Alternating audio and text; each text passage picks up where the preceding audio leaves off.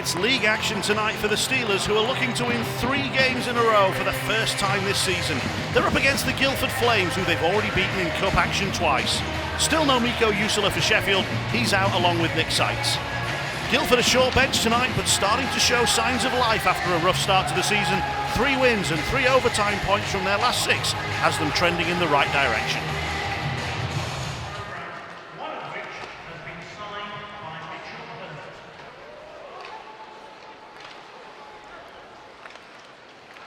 Ravel couldn't knock it forward. Harper will bring it forward.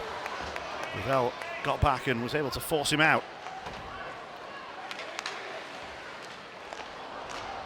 Puck will come out front here to Boone! And a great shift and finish to open the scoring. Yeah, Steelers were just fighting over the puck in the middle of the ice. So it comes to Diffley and can't see who the other one was, but Cliff Fu, much like Tyler Bush, maybe a little bit more pressure on him. He tries to not just one time it as he can. He goes sort of forehand, backhand. We'll see how he gets to the middle of the ice here. Gets a little push off, and the puck is kind of a broken swat towards the Guildford net, and some quick hands out in front allows him just to swing it from one side to the other and put it over the pad. For Cliff Pooh, it'll be his 6th goal of the season. Oh, the puck's bobbling here, and Guildford nearly answered back, but Greenfield bails them out with a big pad save. The Flames were nearly level within a couple of seconds. And now here goes Dowd. Jasper, just out of the reach of Gentile. Jasper, checked down, shoots from his knees and draws the blocker save from Fazio. That goal seems to ignite it a little bit. And that's onto the outside of the net.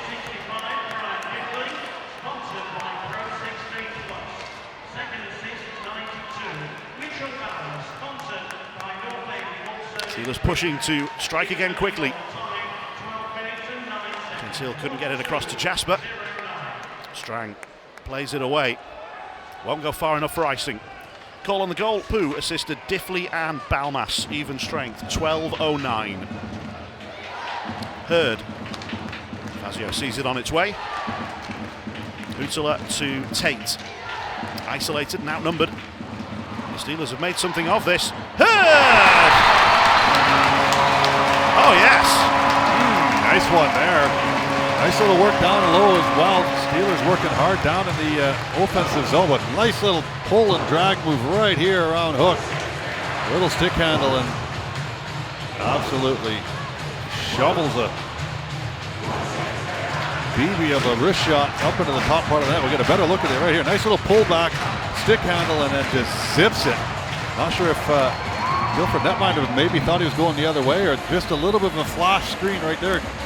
Well, one of the Steelers players coming through. You watch it here, just by the reaction of the netminder. It's right by the ears.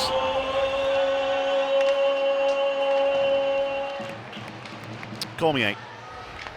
Balmas. Uh-oh. Oh, and here's an opportunity. A clean break here for Josh Nixon.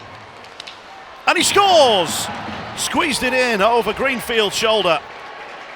And it's back to a 1-goal game. Yeah, a little unfortunate. I think it's Huttala sort of pinches down, thinking he might be getting a pass coming through. And again, watch this one from Nixon. Watch Greenfield where he is in the net. He's not square to the shooter at all. I'm not sure if he's, anticipating something coming across, but look how he ends up in the back of the net as well. His feet are on both sides of the post, and he's sort of spinning around. So for him to get short-sided like that, he's definitely thinking that it's going to go the other way. Gentile shoots wide as the Steelers try and answer back immediately.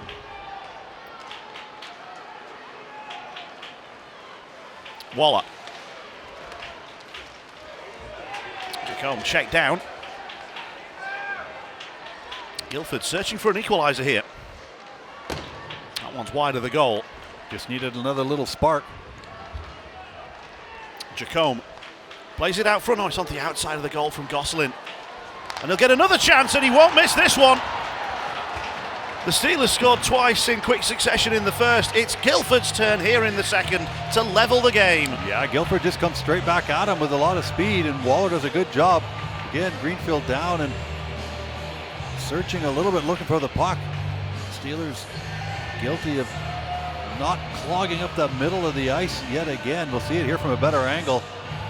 It turns over fairly quick, and the release is fantastic up into the top part of the net.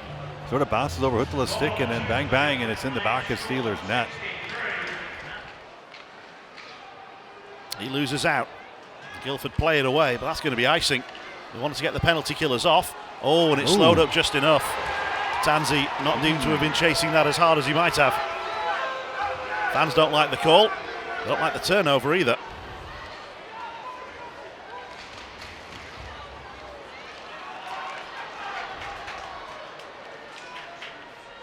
Tate across to Shudra! First of the season for Cole Shudra, and the Steelers are back in front. And celebrate and kill each other in the corner. Good job by Tansey down the far end, releasing Tate going up the ice. Shudra just going down to the far post. You can see he just sort of opens the backhand. Tate puts it onto the backhand of the stick, and Shudra goes up and into the top part of the net. So quick strike from 200 feet away. Center lane drive, and Ryan Tate just puts it on the plate, and then they celebrate. They only need one. Steelers lead is as narrow as can be. Tansey had a little touch and knocked that one just away slightly from Strang. Reverse hit there by Tansey as well. Just stunned him a little bit. There's Strang in front, and there's the goal. We are tied again. Oh, they were getting a wave off here by the back. No. It's been called off by the officials, and it's going to go to video review. And I'm not sure all the Flames realise just yet. It's up in the top part of the net. Definitely goes up and over shoulder. You can see the top part of the net bulge. Well, it looked good live.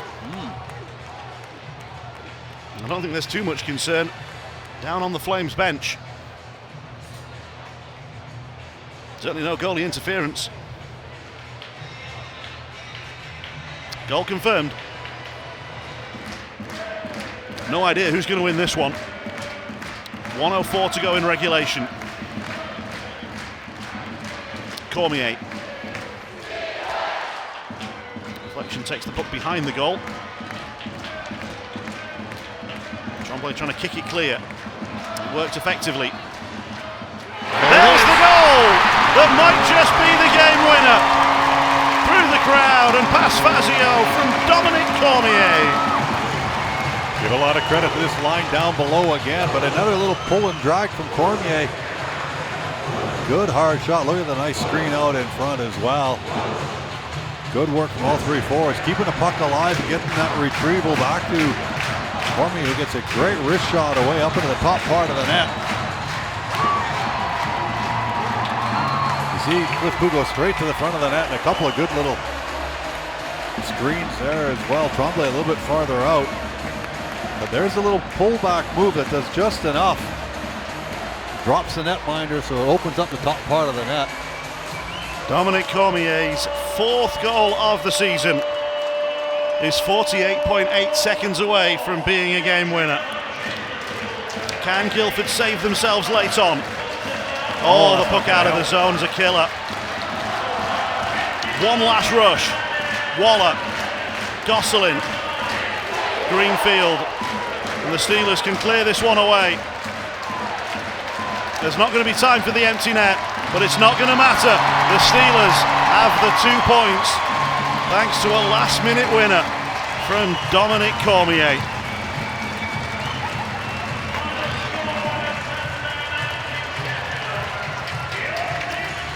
You can beat an egg, but you can't beat a last-minute winner. And that's what Dominic Cormier provided for the Sheffield Steelers. And he will be the man of the match today.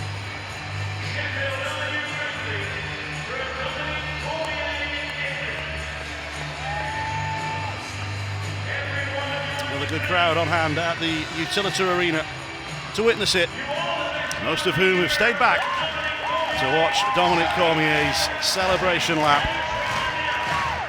The Steelers make it 3 wins in a row, go to Manchester to look for 4 in a row, and top spot in Challenge Cup Group A.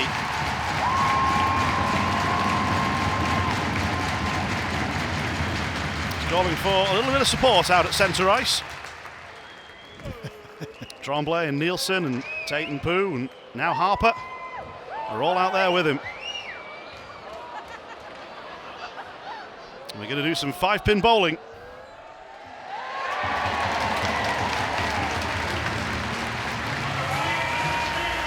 Goes back to the bowling night it just had, isn't it, Jonathan?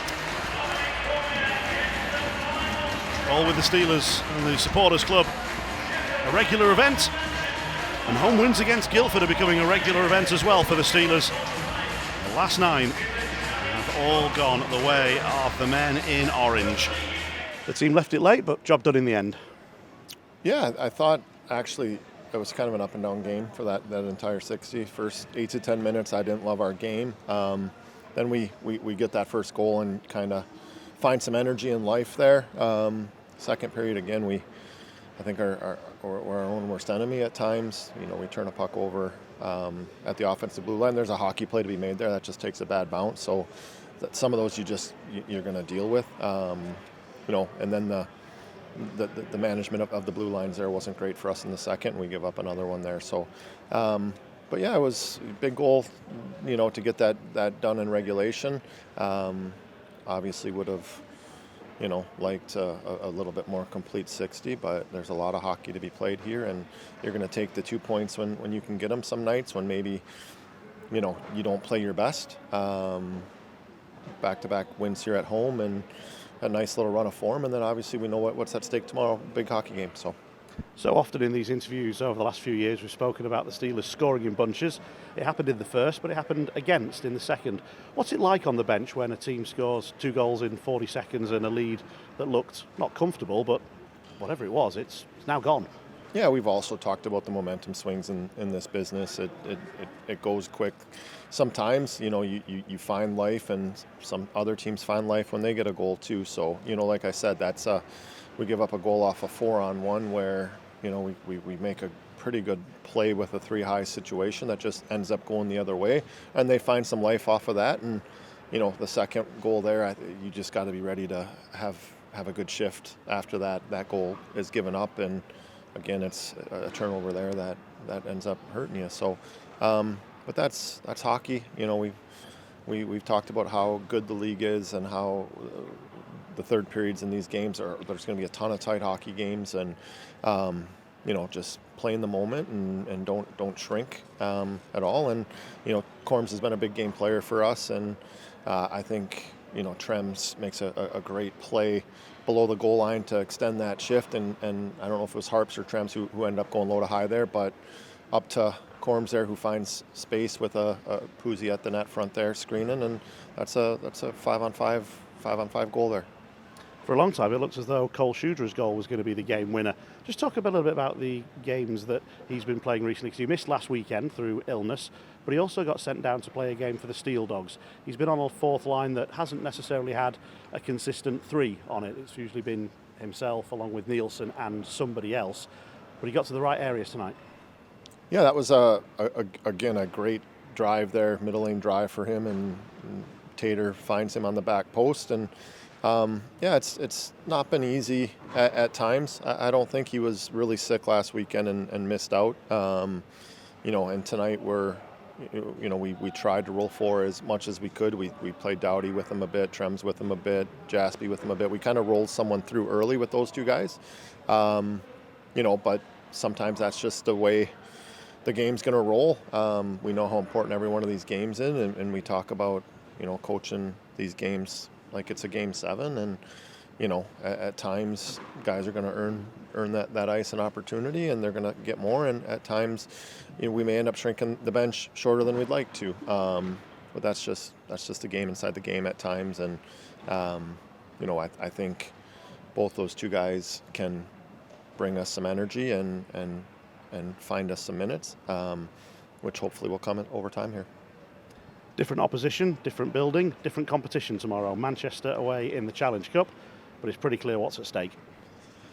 Yeah, I mean, I don't think we fully control our own destiny at this stage, you know, but we know a win tomorrow, I think, makes Dundee have to win out, you know, to with 3 games left to keep the 1 seed overall there. So we know it's an important game.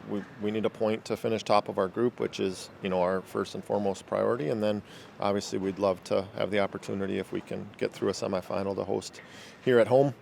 So we will be ready to go. Coach, defeat for your team tonight, what are your thoughts? Oh, it's heartbreaking, really, isn't it? To recap the game, obviously, I thought we had a really good first period, even though we were 2-0 down. I thought we had some great looks. I thought Greenfield stood strong in that first period. To come in 2-0 down, we hadn't done a lot wrong at that point. 2 mistakes, cost us 2 goals. Second period, we came out and, we talked about some things that we had to do offensively better, and we certainly did that. And a great second period, and then coming into the last again, we were never ahead tonight. We were always coming from behind, and then you think you've tied the game up at 3-3, and all of a sudden heartbreak with 35, 40 seconds left, whatever it was. But 5-on-5 tonight, I thought we were outstanding. We're still short-staffed a little bit. We've still got bodies out the lineup.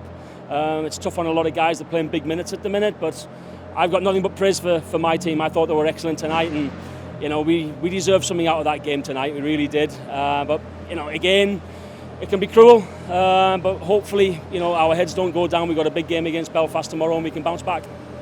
Given how the team is short-benched at the moment, how impressive was it that your team did keep fighting back in the way that it did? Yeah, I think as a coach, that's all you can ask. I think you just, yes, we want to win games, but I think the biggest thing that is the effort level, and just making sure that your team never give up. And they say a 2-goal lead in hockey is the worst one you can have, and you nearly seen it tonight there, and it's so true. But they're resilient, and that's all I can ask. And I've been singing their praises for a few weeks now, because we had a slow start to the season, and we've been on the up over the last month or so, and there's progress there. And like you say, we're only in October. It's certainly a marathon and not a sprint, and you can get carried away early season. But from our side, I'm seeing the team progress. It's now the last 7 games. This is the only one that you've not taken at least a point from. We're playing a lot more close games now than we were earlier in the season. It's a sign that the Flames are getting back to what the Flames should be. Yeah, absolutely. But and again, when you have to look at it realistically, and obviously based on what we've had, and we've played short. And again, it's not an excuse. People say it's not an excuse. It's the facts. The facts are we're playing short. We've never had a full roster from day one. And to be fair, we're expecting a lot from the guys that are playing, and we've had some good results. But when you've got a short bench, guys have to dig a little bit deeper, and your tiredness can kick in, and you open yourself to more injuries as well with a shorter bench. And hopefully we'll have a few guys back in the next week or so. And but again, we lose Kugler at the end of the first period tonight, and we'll just have to see where we go with him. It stretches over a couple of seasons and lots of different players and personnel, but 9 straight defeats for your team in this building. What are the challenges of playing in a rink and crowd of this size? It's we talk about the crowd in here. It's a big momentum rink as well, and what you often find here is if Sheffield score once on you, you can guarantee there'll be another goal coming very quick. And I think it's that next shift. I think it happened tonight. I think we got scored on the very next shift, and there it is right there. It's a huge momentum rink, but sometimes when we have one in here, you've kind of got to frustrate the team, but you've also got to frustrate the crowd as well. And if you can do that, if you can keep the crowd out of it, the chances are you're doing a good job, and you can maybe go on and win. But it's such a tough building to come into. Like you say, it's the biggest support behind. You get 8,000 fans in here, and that can only help Sheffield. Obviously, when it's going well, they get behind them, and it's all about momentum. Hockey's all about momentum, and they use it very well at home. And you've got the home crowd behind you tomorrow. We have. So we just got to dust ourselves down here. It's so disappointing because our heads are down in there, and sometimes you come away and maybe you don't deserve to win, but I just felt tonight we deserve something out of this game here.